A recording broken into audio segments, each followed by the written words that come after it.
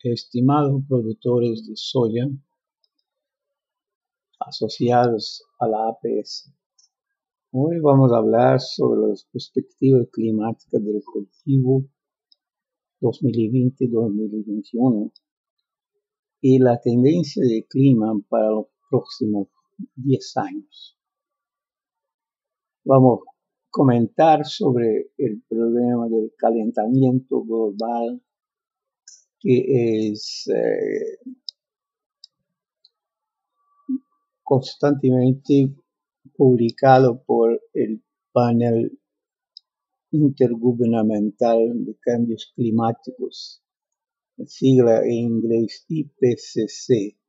Y también vamos a comentar sobre la problemática del desmatamiento y deforestamiento de la Amazonía y sus posibles impactos sobre el restante de Sudamérica, como también vamos a comentar sobre modelos de pronóstico de clima, que es una de las herramientas más utilizadas. Vamos a ver cuáles son sus problemas, sus limitaciones. Entonces, no es apenas sobre la perspectiva del clima, pero también un comentario general que es importante que el productor rural lo conozca. Muy bien, esa es la precipitación promedio del anual de Paraguay, del periodo recomendado por la Organización Meteorológica Mundial 1981-2010. Se ve que en la dirección norte-sur, la distribución de lluvia es más o menos homogénea. No varía tanto cuando se va de sur para norte, norte para sur. Pero la variación es fantástica cuando se va del este para oeste. Puede variar de algo con 1.700 o 1.800 milímetros por año hasta menos de 600 milímetros por año. Como se puede ver también el detalle aquí en la parte derecha. Entonces, como ejemplo, yo pegué la promedio de precipitación mensual del Alto Paraná, que se ve que tiene un promedio anual de 1.670 milímetros por año y una desviación estándar de 365 milímetros.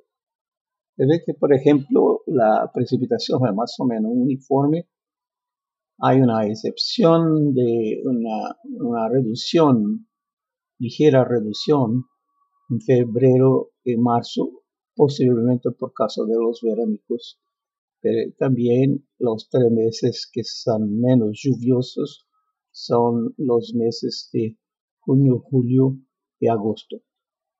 Pero Boquerón, representado por Filadelfia, tiene un promedio de 720 milímetros por año y una desviación estándar de 180 milímetros.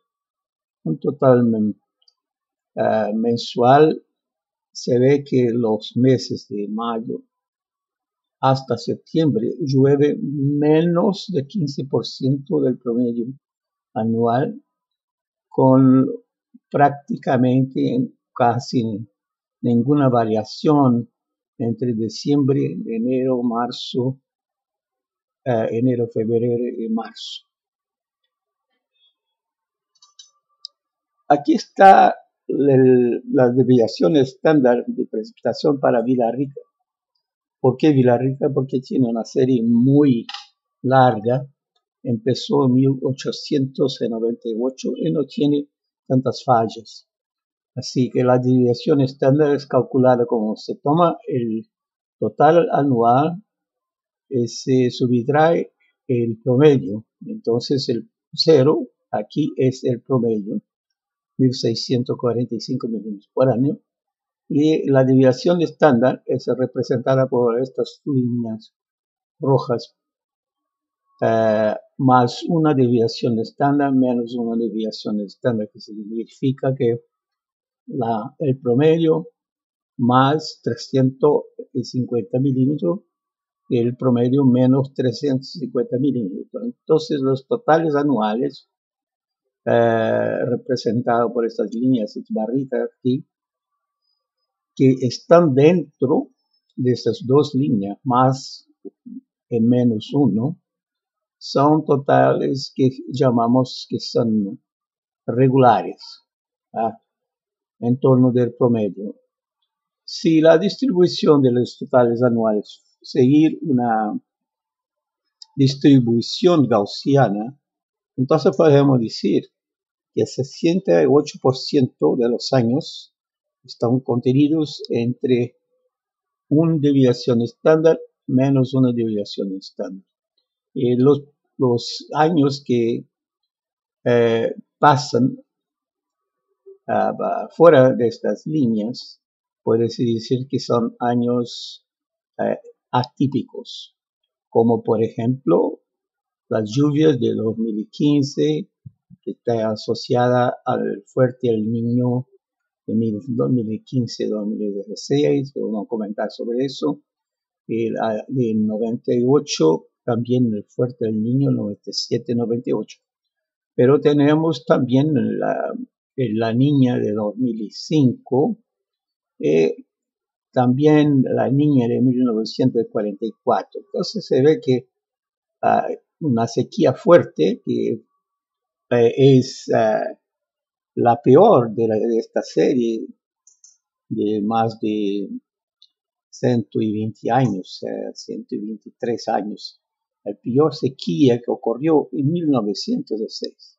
Así se pregunta, por ejemplo, ¿cuál es el desmatamiento local o el desmatamiento de la Amazonía en 1906 para provocar una sequía a más severa de toda esta serie de lluvias? Que era el desmatamiento o el despoblamiento en 1944, cuando las actividades humanas en la agricultura eran muy bajas. Entonces, cuando tuvimos la sequía de 2014-2016, la ciudad de São Paulo se quedó sin agua. Los ecólogos de plantón, los ecólogos más acirrados, empezaron a decir que la sequía estaba siendo causada por el desmatamiento de la Amazonía. Hasta el documento del Papa Francisco, Instrumentum Laboris, hecho para el Sínodo Amazónico el año pasado, octubre de 2019, comenta que el desmatamiento de la Amazonía es responsable por las lluvias, la Amazonía es responsable por las lluvias, y el desmatamiento provocaría una modificación de las lluvias en Sudamérica. Eso no hace sentido alguno, porque la humedad que produce lluvia en toda Sudamérica viene del Océano Atlántico, particularmente durante el verano viene del Atlántico Norte. La humedad pasa por encima de la Amazonía, 20% pasa directo y 80% se queda ya en la forma de precipitación.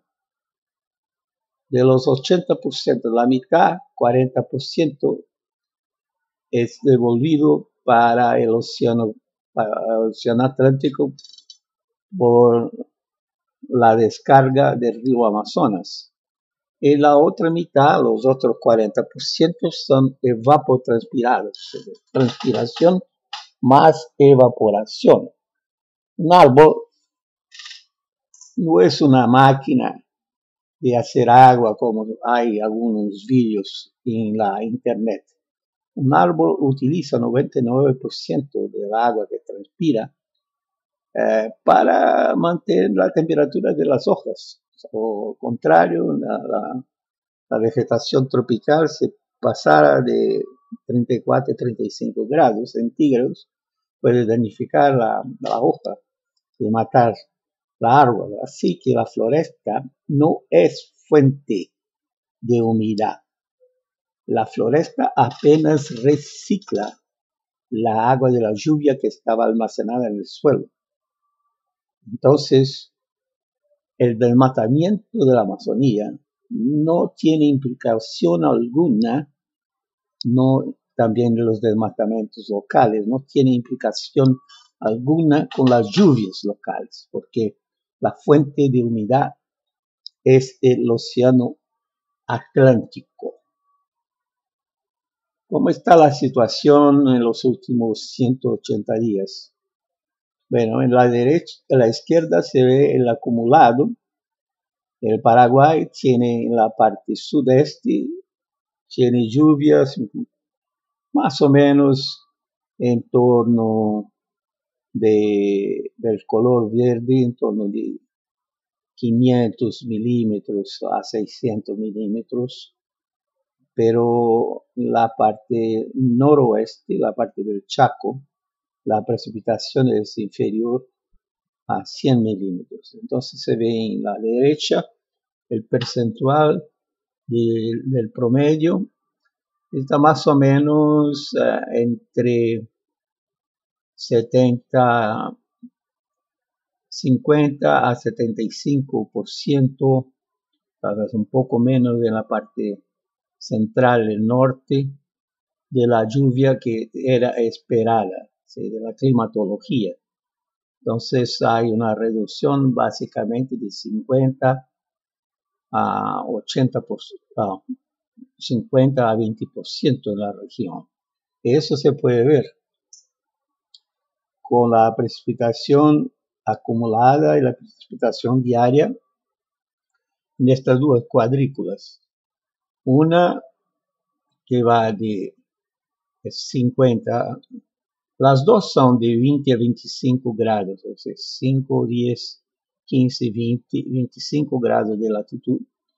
Y una va de 50 a 55, que está a la derecha, y la otra va de 55 a 60. Entonces, la derecha cubre más la parte extrema al este de Paraguay. Tuvo una reducción de 40%. La curva está por encima, que es una más suave, es la climatología, o que se esperaba de las lluvias. Pero la realidad, o que llovió, es la parte de abajo. Así, por ejemplo, esperábamos cerca de 500 milímetros acumulados en estos 180 días de 20 de abril al 16 de octubre, pero llovió solamente 300, así una reducción de 40%, y también se ve una parte más central, una reducción de 25%, así que más o menos una reducción entre 20 a 40% dependiendo de la región del país. Y la situación también no está buena. Por ejemplo, en la parte central se ve una lluvia en torno de 18 de agosto, pero en la mayor parte del tiempo la lluvia estuvo muy abajo de la climatología. Entonces la humedad del suelo está comprometida. Se sabe que, claro, las semillas necesitan de humedad del suelo. Entonces es preocupante lanzar la semilla con baja humedad del suelo porque puede tener que replantar. La prensa o la media está a decir que tenemos un fenómeno La Niña instalado en el Pacífico. Déjame esclarecer una cosa. Aquí está las regiones del Niño en el Pacífico ecuatorial. Del lado derecho Sudamérica, del lado izquierdo Australia, Indonesia. Entonces básicamente tenemos tres áreas, Niño 1 y 2, cerca de la costa de Ecuador, Perú, y Niño 3, que va de 90 grados de latitud oeste hasta 150, aquí pintado de rojo. La región de Niño 4, que es la más caliente, en azul. Los americanos, cuando ellos dicen tenemos el niño o la niña, se refieren a esta región que es un poco del niño 4 y un poco del niño 3. Por eso lo llaman de niño 3.4. Ellos creen que afecta más a su clima. Yo creo que para América del Sur, el niño 3 afecta más el clima do que el niño 3.4. Entonces lo que hizo fue usar una técnica estadística llamada correlación lineal, en que yo tomé la temperatura de la superficie del Pacífico en la región de Niño 3 de julio a septiembre y lo correlacioné con las lluvias 3 meses en la frente de octubre a diciembre. Entonces, los coeficientes que son positivos, como esta área aquí en amarillo, cuando las aguas están calientes, llueve más. Los coeficientes que están en negativo, que están en el azul, por ejemplo, llueve menos. Entonces se ve que la mayor parte de Paraguay sí, todavía, aunque el coeficiente sea bajo, pero como estamos utilizando más de 70 años de edad, entonces es estadísticamente significativo. Así que se ve la mayor parte de Paraguay, prácticamente todo el este tiene coeficientes altos, así que es muy influenciado por el niño, particularmente los niños fuertes, llueve mucho más. En la parte nordeste de Chaco, en realidad, el señal es el contrario. Podemos hacer la misma cosa con la temperatura de la superficie del Pacífico en niño 3 de octubre a diciembre y ver qué tipo de relación tiene con la lluvia de enero a marzo. Ahí no está muy configurado, se ve el cero prácticamente cuando se tiene un niño. No hay prácticamente impacto, pero los niños fuertes, sean como 2015, 2016, 97, 98, siempre impactaron la región. ¿Cómo está la situación hoy? Entonces, los datos del Climate Prediction Center de la NOAA, la Agencia Nacional de Océanos y Atmósfera de Estados Unidos, la parte de encima es la superficie del Pacífico, la superficie del Pacífico hasta el día 7, centrada en el día 7, que se pone más 3 días, entonces válida hasta el día 10. Se nota que realmente está un azul, indicando que las aguas están frías, más fría que el promedio, pero no se ve también algunas manchas de agua caliente que aparece aquí en amarillo, en marrón. En la parte de abajo está se viendo el océano en profundidad. Aquí es la parte de encima, que está representada la superficie, que está encima. Acá está Sudamérica, allá está Australia en la izquierda, y que se percibe que en realidad está fría, como representada por el color azul. Pero se nota que también hay algunas regiones que están un poco más calientes. Se va a mirar nuevamente, se ve que la parte izquierda, que es el Pacífico Oeste, tiene aguas muy calientes. Aquí está un poco frío, pero no está totalmente fría. Se ve algunos núcleos de aguas calientes.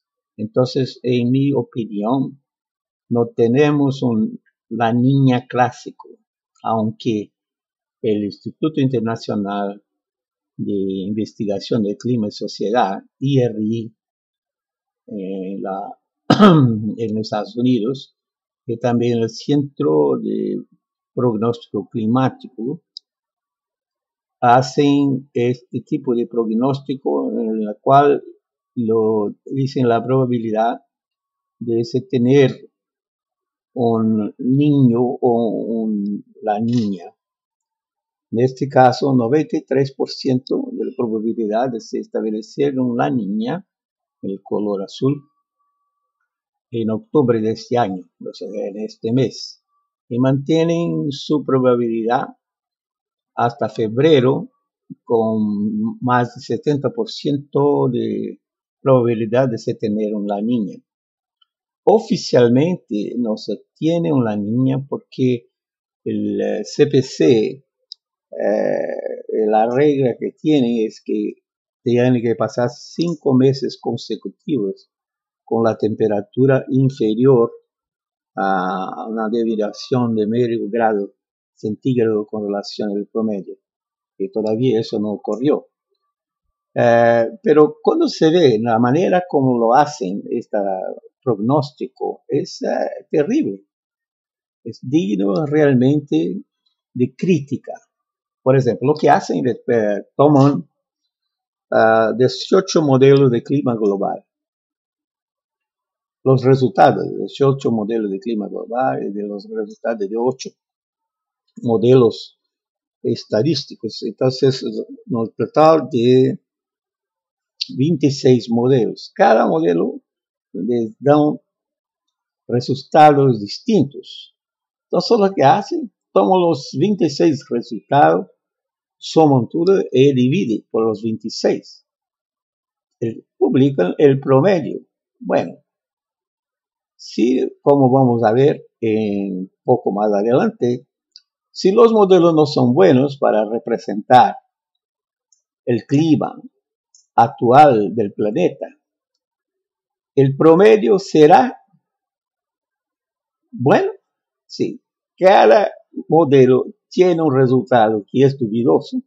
Sumando todo, determinando el promedio, podremos confiar. Así que yo particularmente no confío mucho. Lo que creo que no vamos a tener una niña clásica con la región toda más fría que el normal. Pronóstico de clima. Señores, señoras, es misión imposible. No hay quien consiga hacer la previsión. Bueno, nos tentamos. Se puede hacer pronóstico utilizando modelos de clima global. Los modelos de clima global son programas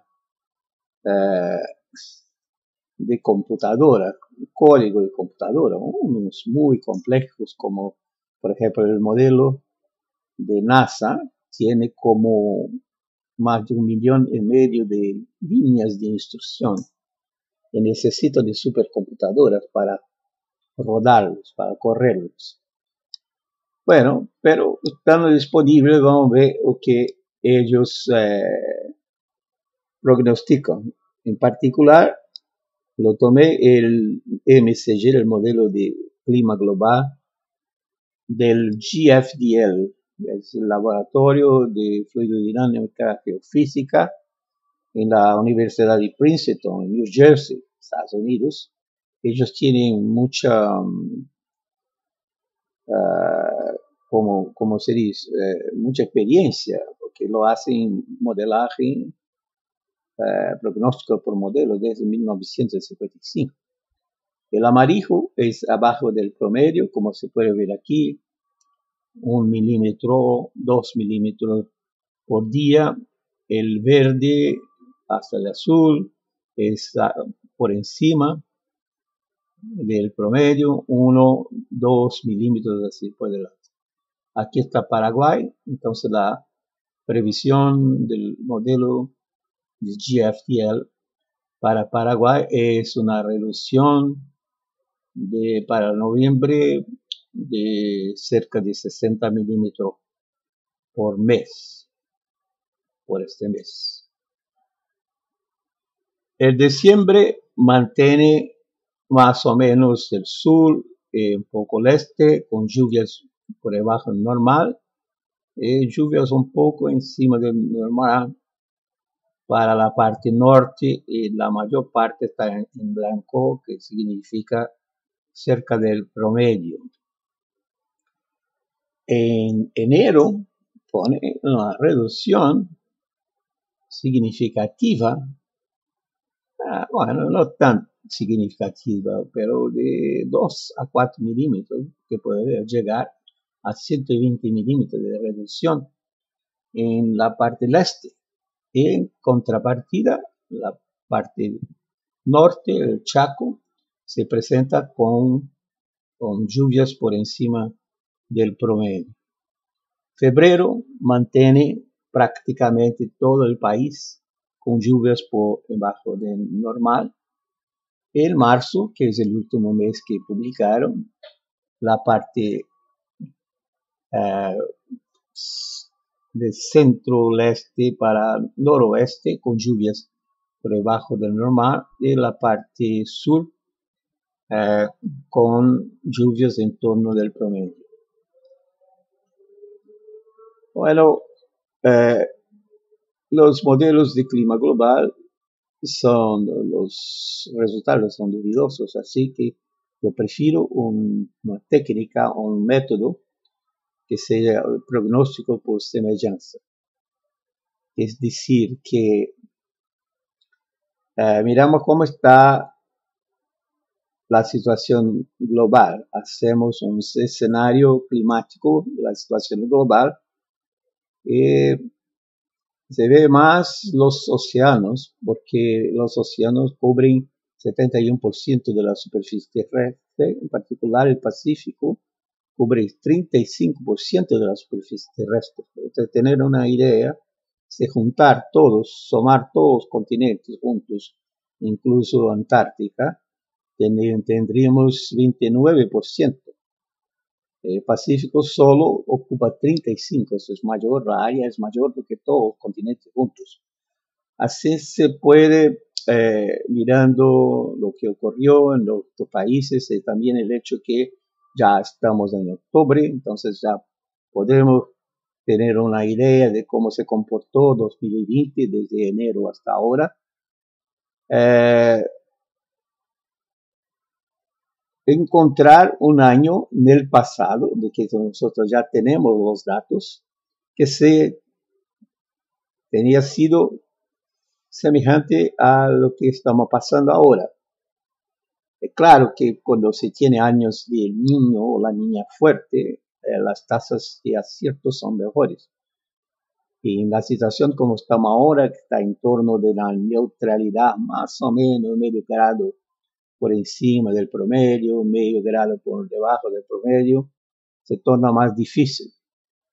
Pero entonces la idea es crear el escenario e ir para el pasado, encontrar, no pasado no muy distante, tiene que ser un pasado reciente, encontrar un año que sea similar o semejante, nunca será igual, pero semejante a este que estamos viviendo. Así que yo escogí 2004 para representar 2020. Y lo dejo este pronóstico hay hecho en todavía julio a septiembre, ya un periodo que ya se pasó, más eso para tener una percepción del método. Aparentemente el método tiene sí una buena confiabilidad. Entonces el método prevía para julio a septiembre de 2020 que la parte norte del Chaco estaría en el promedio. Aquí está en la escala de colores, del azul para lilás se tiene entonces 10 milímetros a más por mes, 20, 40, 50, 60, etcétera, por encima del promedio. El blanco más o menos 10 milímetros por mes es el promedio, y de verde para rojo por debajo del promedio 20 milímetros por mes, 30 milímetros, 40%, y así por delante. Entonces prevía que la parte norte estaría en el promedio, con hasta, como son 3 meses, tengo que multiplicar esto por 3, con hasta 30 milímetros por debajo del promedio, y que la parte sureste estaría más comprometida con hasta 30 a 40 milímetros, o sea, 90 a 120 milímetros a menos del promedio. Y de facto el hecho ocurrió, como se puede ver aquí, en el Alto Paraná tuve una reducción muy significativa del promedio, que es en torno de 35% de reducción, pero la reducción en Boquerón, el Chaco, fue menos del 10%. Entonces ahora venimos con el pronóstico. Entonces, octubre, diciembre de 2020, con base en lo que ocurrió en octubre a diciembre de 2004, se puede ver entonces que en la parte noroeste, lluvias por debajo del promedio.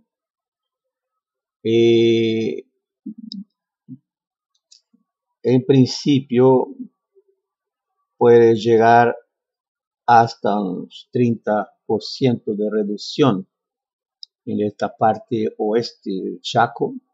En la parte prácticamente del restante del país, con excepción aquí del sudeste, con lluvias por encima de normal o muy próximo del promedio en la región sudeste. Entonces, en octubre a diciembre de 2004 fueron observados un total de 490 milímetros en el Alto Paraná, y de 160 milímetros en el Boquerón, en el norte. Entonces, lo que imaginé fue que cuando se ve esos núcleos de lluvia por encima del promedio, me parece que los frentes fríos van a pasar por la región y estacionar, o se quedaren estacionarias temporariamente en esta región de aquí, que está demarcada con la línea roja. Con eso tendremos entonces una situación en que la mayor parte del este de Brasil tendrá una reducción de lluvia, cuanto en la parte sur no tendrá grandes problemas. Todavía el oeste, como fue dicho, esto puede ser una reducción de hasta 30% de la lluvia. Mi preocupación es enero, periodo enero-marzo de 2021, en que se muestra una reducción muy fuerte para los meses de febrero principalmente y marzo, una reducción muy fuerte, hasta 60% de las lluvias en la parte sudeste del país, cuanto que la parte norte, la parte Chaco, en realidad tendría lluvias en torno a la normal o hasta un poco por encima del promedio. Entonces, mi preocupación es esta, porque si esta reducción de lluvia realmente ocurre cuando la soya está en un estadio crítico como florecimiento o llenamiento de la paja, de los granos, entonces puede ser crítico. Vamos a discutir un poco al final que si no podemos cambiar el clima, tenemos que tener otras prácticas agronómicas para no dejar la planta se estresar por falta de agua. Finalmente, de abril a junio de 2021, tendríamos entonces el Alto Paraná en torno del promedio, un poco más de lluvia por encima del promedio del sur. La parte de Chaco tendría un poco de reducción en cerca de 10% en la parte oeste, un poco por encima, representada por el color azul del promedio en la parte nordeste. Puede ser hasta 15% de lluvia por encima del promedio, cerca de menos 10% en la parte oeste del Chaco. Entonces, ¿cuál es el escenario de los próximos 10 años? ¿O qué podemos esperar? El calentamiento global, de acuerdo con IPCC, el Panel Intergubernamental de Cambios Climáticos, que es un organismo de la ONU, que es el mayor terrorista climático del planeta. ¿Será que el calentamiento global continuará? Bueno, todos los resultados que ellos tienen están basados en modelos de clima global, que como yo dije, es un código de computadora muy complejo, pero no es porque es complejo que puede acertar. Entonces, yo quería que ustedes prestaran atención para lo que vamos a discutir ahora, las limitaciones que tiene ese modelo, para que no caigan en la armadilla, en la trama, de que muchas veces lo presentan pronóstico o lo quieren vender, pronósticos basados en esos modelos. Entonces vamos a hablar solamente de algunas de las limitaciones que esos modelos tienen. Los modelos no reproducen el clima global. Todas tentativas de reproducir, por ejemplo, el clima del siglo XX, que ya tenemos los datos, no resultaron en nada, errores. Pero el problema mayor es el ciclo hidrológico, que es pésimamente tratado en los modelos. Los modelos no saben producir nubes, cubierta de nubes, desarrollo vertical de nubes, de tempestades, y no saben producir lluvia. Si no sabe producir lluvia, entonces sus resultados no se prestan para nada. Es la variable más importante para el cultivo de verano. Entonces, ¿cómo es representado en la computadora o el planeta Tierra? Entonces, lo que hacen es poner un grid de latitud y longitud. Mira que la computadora no tiene idea, percepción de que es una línea continua. La computadora solamente lo ve puntos. Así tenemos varios puntos alineados, entonces la computadora interpreta eso como si fuera una línea continua. La grado horizontal, un grado de latitud por el grado de longitud, que es los mejores modelos.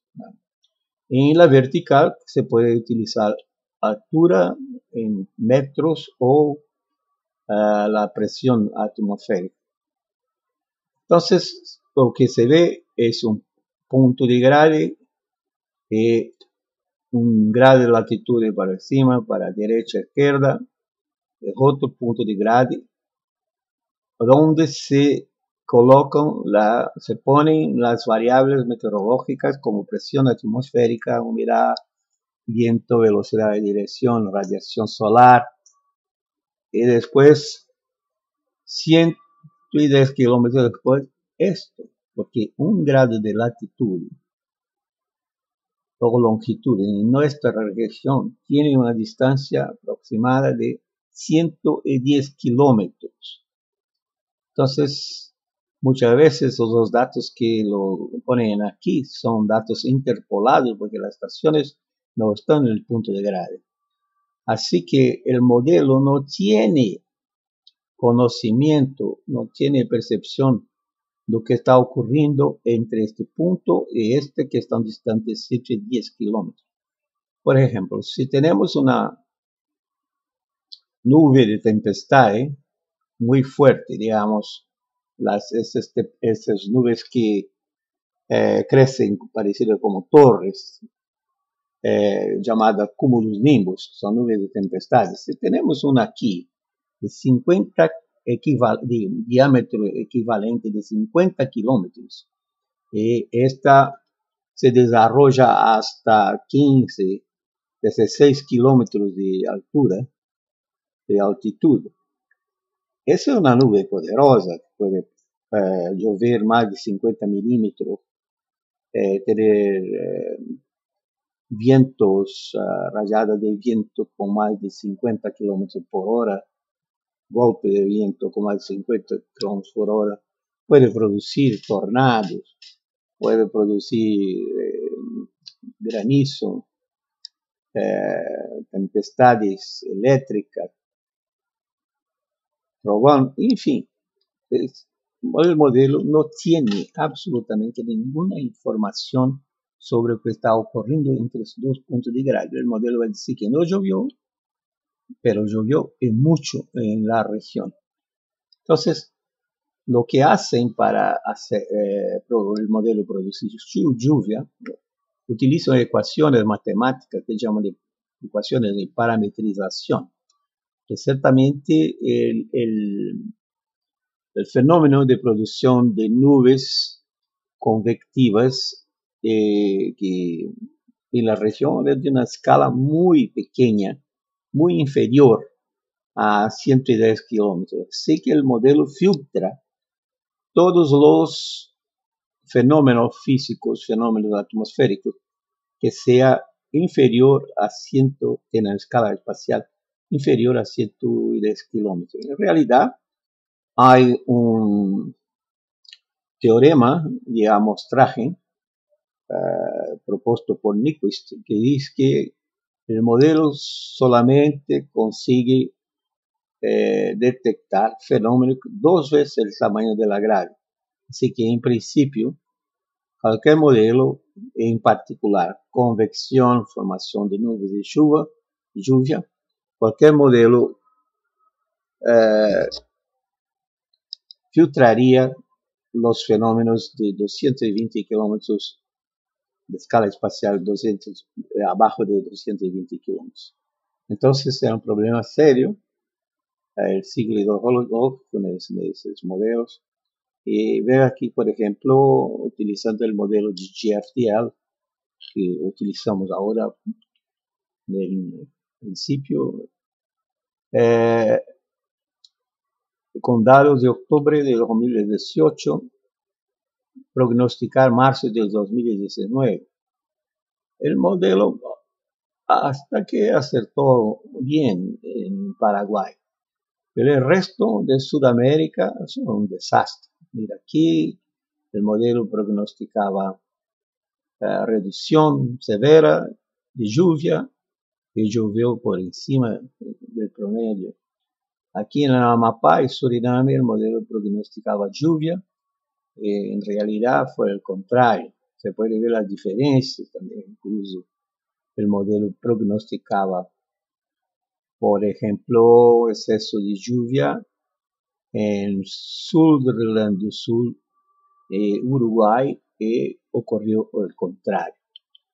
Entonces se ve que es una gran dificultad para el modelo prognosticar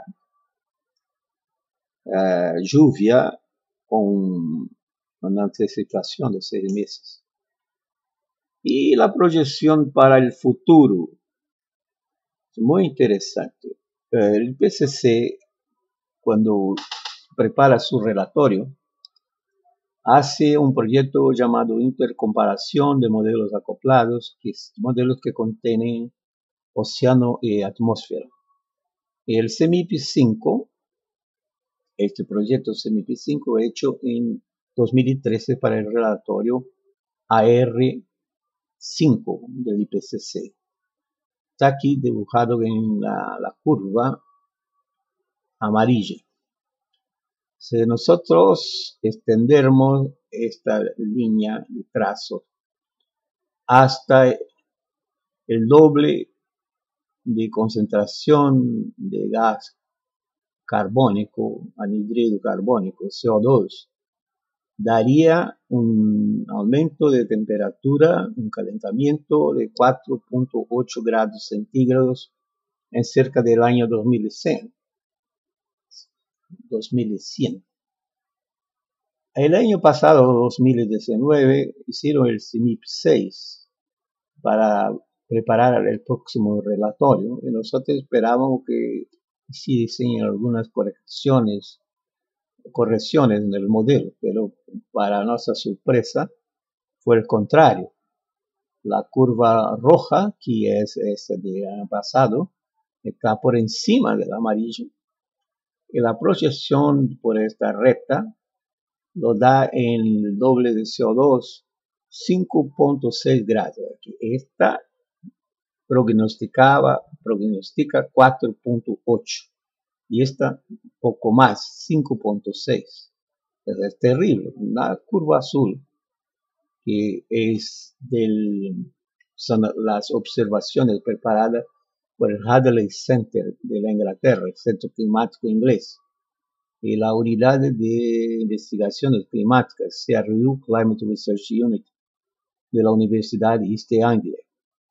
Nosotros no confiamos en esta curva porque sabemos que los datos fueron manipulados. Pero todavía se percibe que la proyección, el promedio de esta curva está por debajo de que prognostican los modelos. Así, no hay duda que los modelos tienden a prognosticar temperaturas mucho más elevadas de lo que nosotros observamos. Entonces, ¿qué se pasará en esos próximos 10 o 20 años? ¿El calentamiento global continuará? Bueno, el Sol es la principal fuente de energía y aquí tenemos datos de actividad solar desde 1749, que es del observatorio en Zúrich, Suiza. Aquí tenemos ciclos solares, uno de ellos es más corto, es llamado ciclo de manchas.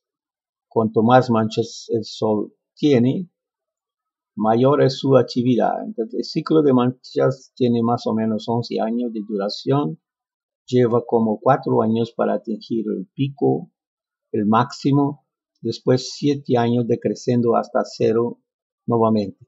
Se nota que los picos no son regulares, son muy distintos. Por ejemplo, este pico en 1957-58 tuve por encima de 220 manchas solares por día. el promedio anual. Nótese que, por ejemplo, estos dos picos de ciclos de 11 años tuvieron muy pocas manchas.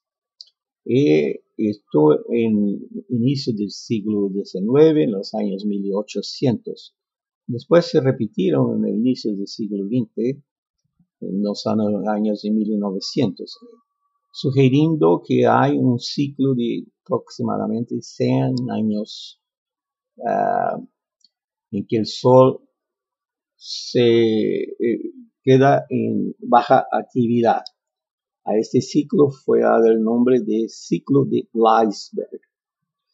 Ahora, caros amigos, el ciclo 25 ya empezó este año de 2020. Está previsto 100 años después que este ciclo de 25, y muy probablemente el 26, porque ellos ocurren doble, el Sol está en un mínimo de actividad inferior a este mínimo de Dalton a 200 años atrás.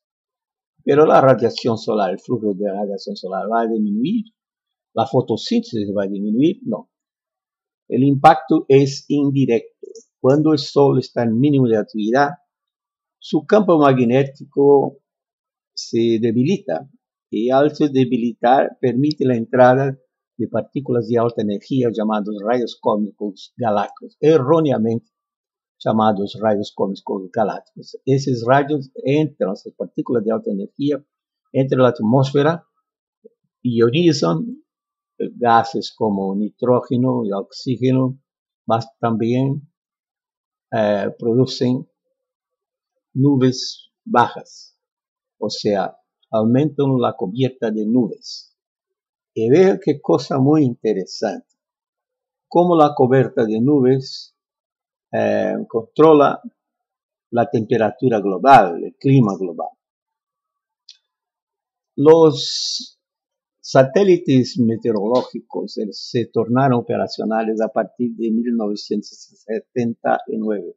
Así que tenemos 40 años de datos de satélite en una Tierra, un planeta que tiene 4.6 mil millones de años. Pero estos 40 años ya son suficientes para demostrar la importancia de la cubierta de nubes para el planeta, el clima del planeta. Aquí está en negro, la curva negra, este proyecto llamado Proyecto Internacional de Cobertura de Nubes por Satélite, SCIP, muestra que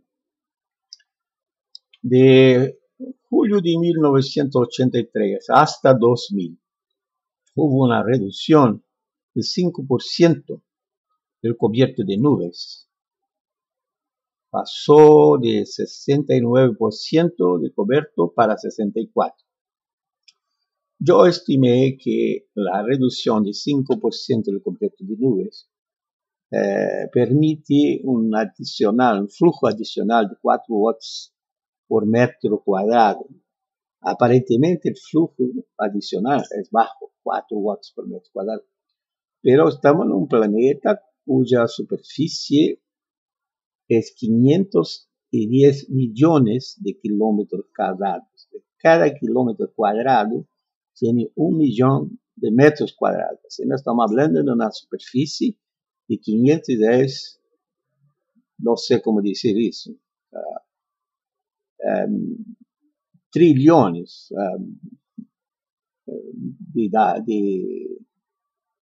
de metros cuadrados. 510 acompañado de 9 ceros después, que multiplicado por 4 va a dar un número de 2 acompañado de 2, no, perdón, el planeta tiene entonces 510 acompañado de 12 ceros después de 510. Nosotros llamamos en portugués de trillón.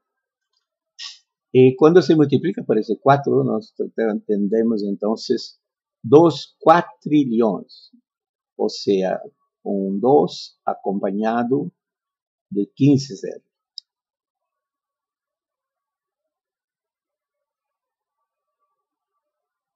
Muy bien, es mucha energía porque para se transformar en energía todavía tenía que multiplicar por el número de segundos que tuve en esos 18 años que hubo reducción. Se ve claramente que a medida en que la reducción de cobertura de nubes se pasó, la temperatura, la misma serie del centro Hadley, Inglaterra, aumentó y ahora que la cubierta de nubes se estabilizó, la temperatura también se estabilizó desde 2000. Entonces, si la teoría de Henrik Svensmark, que es un físico dinamarqués, estuviera correcta, ya probó esto en laboratorio. Ahora tenemos el laboratorio natural, que es la atmósfera, para ver si su teoría funciona. La baja actividad solar va a debilitar el campo magnético, a aumentar la entrada de rayos cósmicos que van a inducir mayor cobertura de nubes bajas. ¿Qué pasa? Es que cuando se tiene más nubes, la radiación solar viene de fuera, atinge el tope de las nubes y vuelve para el espacio exterior. Se puede hacer un paralelo con una sala envidrasada. Está entrando sol, calentando el interior de la sala. Si se cierran las cortinas, el sol va a reflejar en la cortina y volver para fuera del espacio de la sala. ¿Sí? También la cortina del planeta Tierra es la cobertura de nubes. Si la cobertura de nubes reduce, entra más radiación solar, calienta los océanos y los océanos calientan la atmósfera, como fue ahora en este periodo de 1916 hasta 2000, 2003, 2004. Pero si se aumenta la cubierta de nubes, entonces al entrar menos radiación solar y la tendencia a esfriar los océanos, particularmente el Pacífico, y resfriar el planeta. Vean cómo varió la temperatura de la superficie del Pacífico desde los últimos 100 años. De 1916 a 45, el Pacífico se calentó, de 46 a 75 el Pacífico se enfrió, de 76 a 2005 se calentó nuevamente, representada aquí por el color rojo. Aquí está el Niño de 2015-2016 y parece que hay una tendencia de enfriamiento ahora del Pacífico. Vea cómo la temperatura global sigue el Pacífico, que es el grande comandante del clima global. Cuando el Pacífico se calentó de 1916 a 45, hubo un calentamiento de la temperatura global, representada aquí por esta curva de color verde. Pacífico se enfrió de 46 a 75 y hubo un resfriamiento global de 76 a 2005. Se calentó el Pacífico nuevamente y nuevo calentamiento, y ahora parece que está habiendo una inflexión y es probable entonces que la temperatura no crezca, no aumente más. Entonces, lo que hizo fue tomar los datos de temperatura de superficie de los océanos, el periodo 1999 a 2018, el periodo más reciente, y subtraer el periodo caliente de 76 a 98. Y mira lo que vi, el enfriamiento en la costa de las Américas, y la línea de cero ya está así avanzando hasta 180 grados de longitud, que es la línea de data. Está un poco caliente en mar de Japón, China y también un poco próximo de Australia. Y también observamos que el Pacífico o el Atlántico Norte también está se enfriando. Muy bien. El escenario por semejanza para los próximos 10 años, no veo grandes preocupaciones. No hay como modificar prácticamente todo el país. Aparece en blanco, significa que muy poca variación, la orden de más o menos 120 milímetros si ocurrir. Así que espero que la precipitación, tanto en el Alto Paraná, esté más o menos como está ahora, 1650 milímetros, y la precipitación en Boquerón, el Chaco, también se mantenga aproximadamente en torno de 720 milímetros en el promedio para los próximos 10, 20 años. Siempre digo 10 o 20 años porque va a depender del siglo 26 del Sol que se mantener por debajo del promedio. Entonces este periodo más frío se esticará hasta 2040. Entonces, por semejanza al periodo anterior, las lluvias deben ficar un poco abajo del promedio, hasta 25%, posiblemente 2004 con 25% en Alto Paraná, la orden de menos 30% en Boquerón o el Chaco. En 2005, tanto el Chaco como el Alto Paraná tendría ahí una reducción hasta 20% en la lluvia. Bueno, ese es un problema total.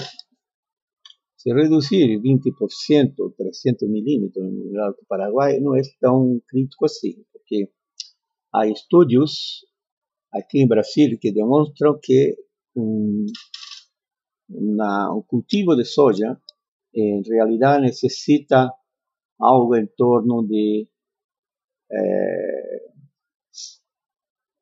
500 a 600 milímetros por lo cultivo. Si tuviéramos un cultivo de 120 días, en el promedio de 5 milímetros por día, entonces da en torno de 600 milímetros. Así que, si se tiene los 600 milímetros bien distribuidos, que no venga a faltar agua en los estadios que son más comprometedores, con florecimiento, el llenamiento de lavaje de grano, entonces no hay problema. Y si no podemos controlar el clima, entonces lo que debe hacer es utilizar prácticas agronómicas que permiten eso. Por ejemplo, la idea principal es profundizar el sistema radicular. Segundo, dar condiciones para mayor infiltración con técnicas mecánicas del agua, del suelo, para que el suelo almacene más agua durante el periodo que llueve. Técnicas biológicas como por ejemplo la rotación con capim, braquiaria o elefante, que ya fue demostrado que las raíces de esos capins penetran hasta 6, 7 metros de profundidad. Y cuando se corta el capín, la raíz se muere, la parte, la masa es incorporada no solo como materia orgánica, y se mantienen entonces los vasos capilares que permiten mejor infiltración.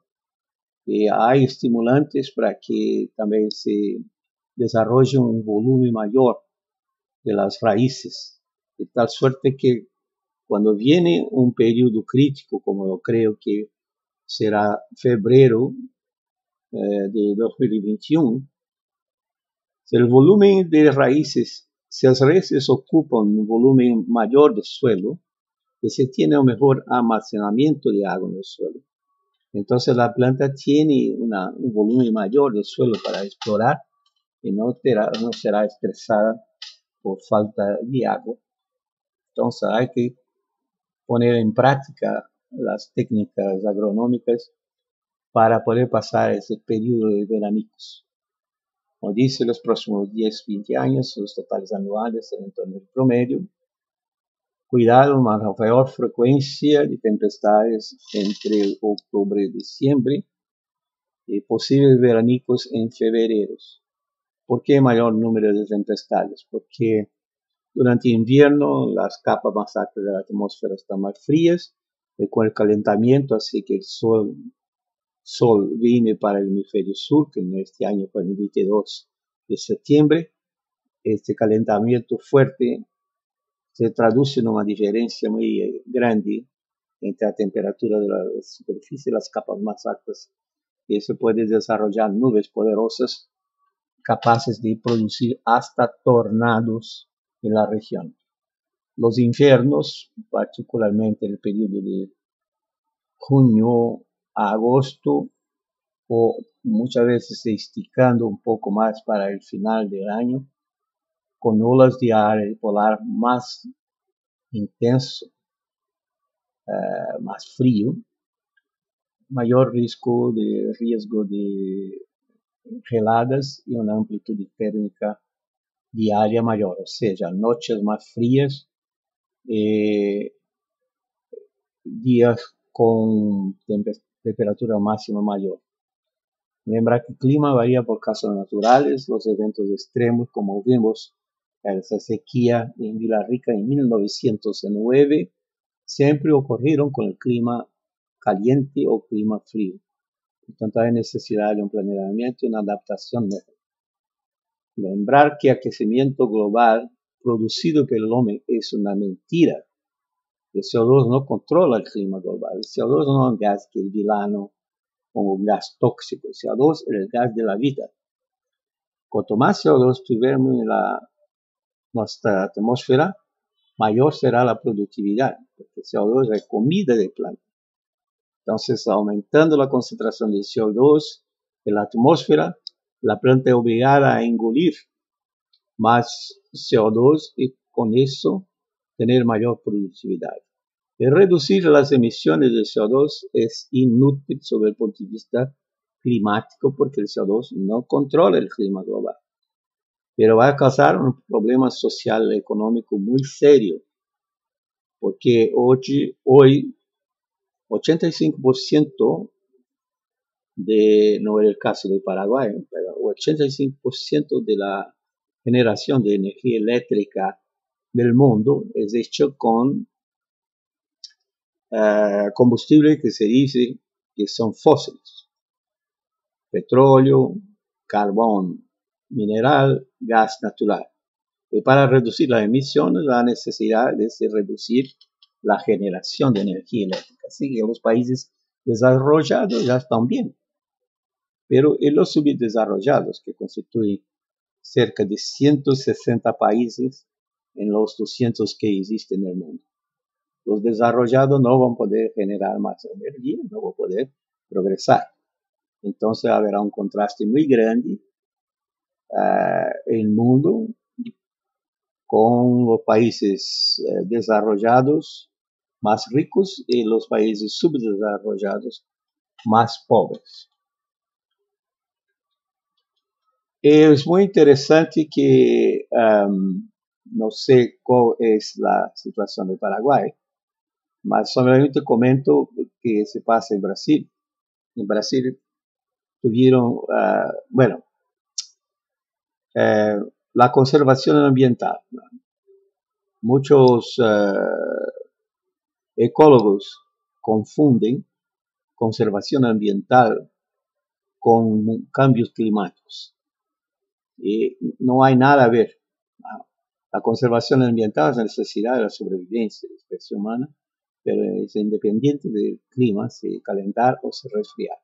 En el Brasil crearon el CAR, el Cadastro Ambiental Rural, que tuve el objetivo de demostrar que eran los productores rurales que más destruyeron el medio ambiente.